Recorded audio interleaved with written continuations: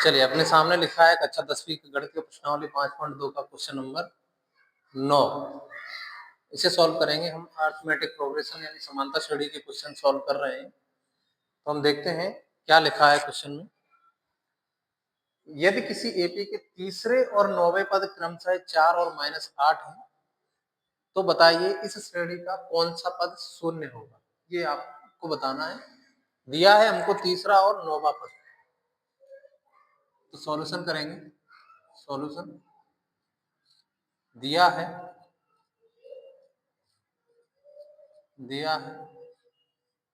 तीसरा पद तीसरा पद को हम A3 लिख लेंगे। तीसरा पद है 4 और नौवा पद मतलब A9। नौवा पद A9 बराबर -8। तो यहां से क्या बनाएंगे। F3 को हम लिख सकते हैं A+3 है तो व्यापक पद एक कम होता है इसमें, तो A+2D बराबर 4, इसको समीकरण नंबर 1 कहेंगे। और A+9 है तो यहाँ A+8D, इसको समीकरण नंबर 2 कह देंगे। ठीक है, A3 से हमने A+2D बना दिया और A9 से A+8D बना दिया। अब ये समीकरण 1 2 है तो समीकरण 1 2 को हल कर लेंगे विलोपन विधि से, या इसमें से इसको डायरेक्ट हटा दो। समीकरण 1 और 2 को हल करने पर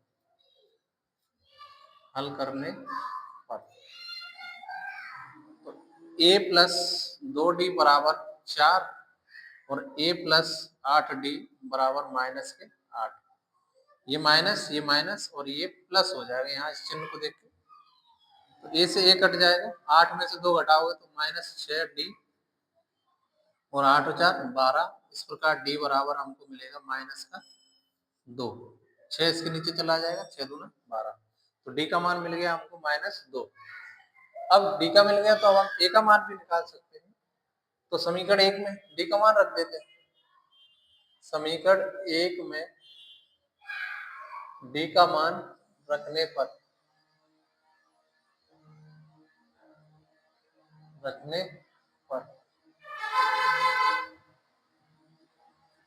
तो समीकरण 1 क्या है, A+2D बराबर 4, क्योंकि D का मान हमने निकाला है A+2 गुणा D का मान -2 निकाला है तो यहाँ -2 रखेंगे तो बराबर 4। तो A+2 दूना 4, तो प्लस माइनस माइनस हो जाएगा, -4 बराबर +4। तो A बराबर इस 4 को उधर ले जाएंगे, 4 + 4 A बराबर 8।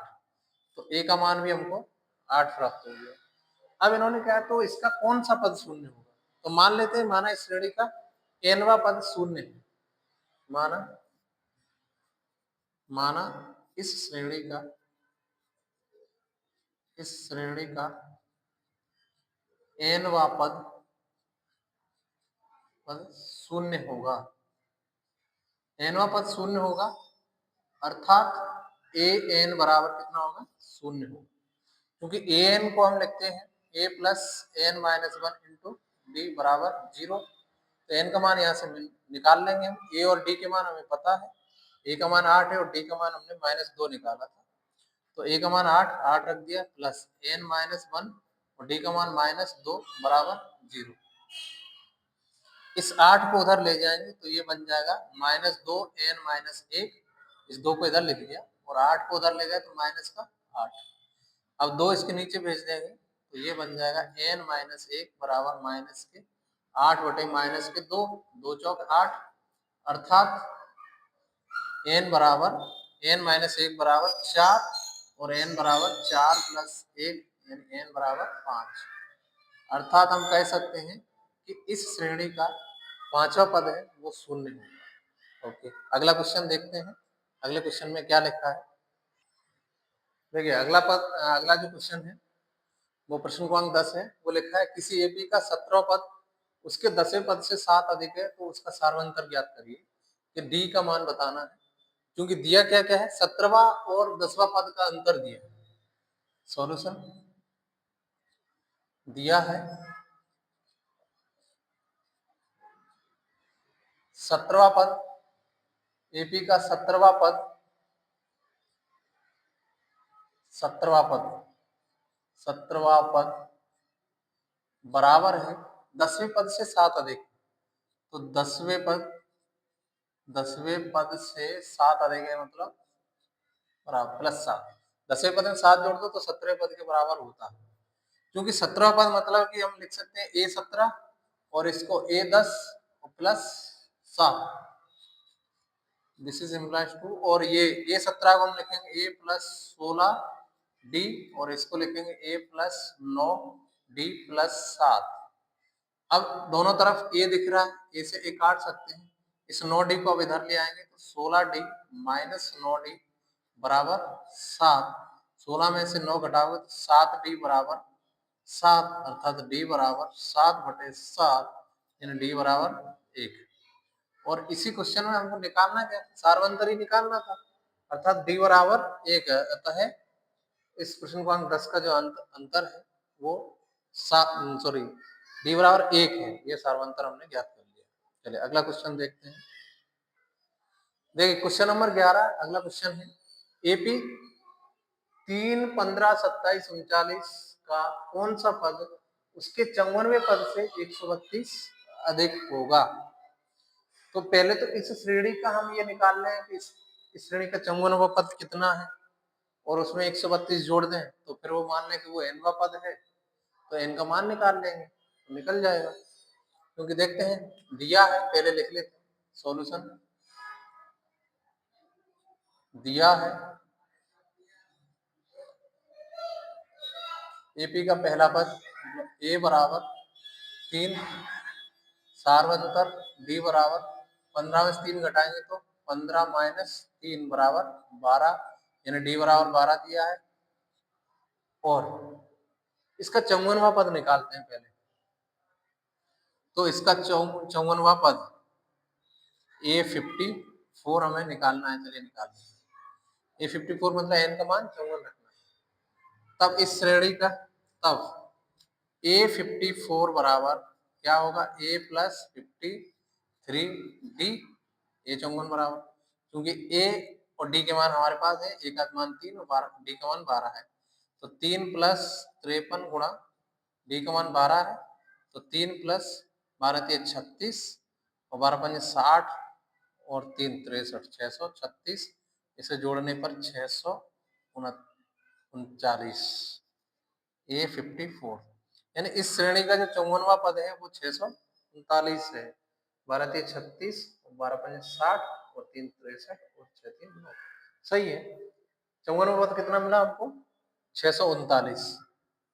चलिए अब हम क्या करें, इन्होंने कहा कि 132 अधिक होगा, ऐसा कौन सा पद होगा। तो हमको ये 54वां पद मिल गया, इसमें 132 जोड़ दें। तब माना इस श्रेणी का nवां पद, nवां पद इसके 54वें पद से, इसके 54वें पद से 132 अधिक होगा, अधिक होगा।